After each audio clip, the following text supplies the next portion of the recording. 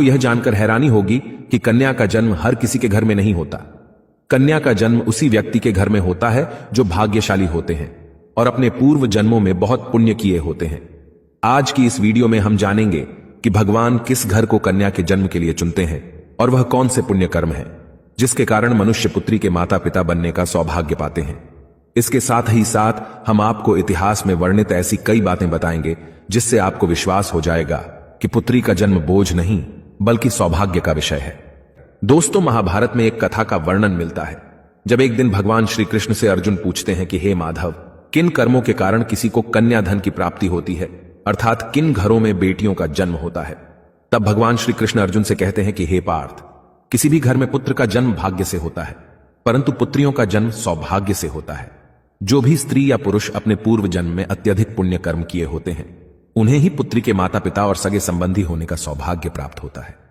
इतना ही नहीं, पुत्रियों के जन्म के लिए उन्हीं घरों को चुना जाता है जो पुत्रियों का भार सहन कर सके, क्योंकि तीनों लोकों में स्त्री अर्थात पुत्रियां ही ऐसी होती हैं जिनका भार हर कोई नहीं उठा सकता।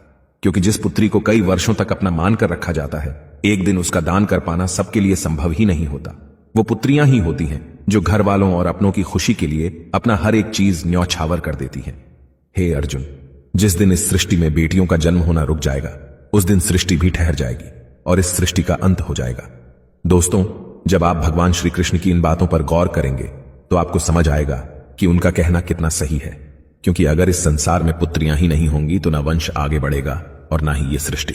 कई लोग कहते हैं कि हिंदू इतिहास में स्त्रियों का महत्व नहीं है, जो सर्वथा गलत है, और जिस इतिहास में स्त्री का महत्व नहीं है वह इतिहास हमारा है ही नहीं। धन की देवी लक्ष्मी हो, दुर्गा हो या घोर रूप में महाकाली हो, नारी सर्वस्व पूजी गई हैं। दोस्तों, कहते हैं कि लड़कियां लड़कों से कम नहीं। इस बात की पुष्टि हमारे धर्म ग्रंथ भी करते हैं। वशिष्ठ जी की पत्नी माता अरुंधति ने वरुणदेव और इंद्रदेव को ब्रह्म ज्ञान दिया था। सभी धनुर्धर की भांति द्रौपदी भी शस्त्र विद्या जानती थीं। इतना ही नहीं, महाभारत में वर्णित है कि द्रौपदी अर्थशास्त्री थीं और युधिष्ठिर के राज कार्य में सहयोग करती थीं। यह असत्य है कि हिंदू धर्म में लड़के लड़कियों की इज्जत नहीं की जाती थी, क्योंकि द्रौपदी के वस्त्र छूने पर पूरे कौरव मिट गए और माता सीता के हरण से सोने की लंका जला दी गई। दोस्तों, जब रामायण में भगवान राम शिव जी का धनुष तोड़ देते हैं तो राजा जनक विवाह के लिए दशरथ जी को बुलावा भेजते हैं। दशरथ जी आकर जनक जी को प्रणाम करते हैं। आजकल आप देखते होंगे कि वर पक्ष के लोग ज्यादा घमंड में रहते हैं